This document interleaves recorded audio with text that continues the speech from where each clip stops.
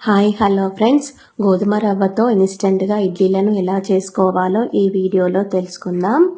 ఈ ఇడ్లీలను ముందు రోజు పప్పు నానబెట్టకుండానే చాలా తక్కువ సమయంలో చేసుకోవచ్చు. అదేవిధంగా ఇవి చాలా టేస్టీగా ఉంటాయి మరియు ఇందులో హెల్త్ బెనిఫిట్స్ కూడా ఉంటాయి. గోధుమ రవ్వలో ఫైబర్ మరియు మెగ్నీషియము పుష్కలంగా ఉంటాయి.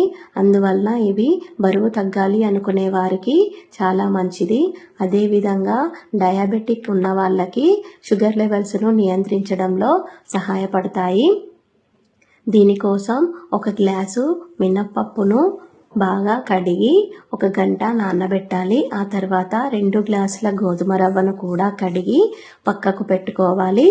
ఇప్పుడు నానబెట్టిన మినప్పప్పును ఒక మిక్సీ జార్లో వేసి మెత్తగా పేస్ట్ చేసుకోవాలి.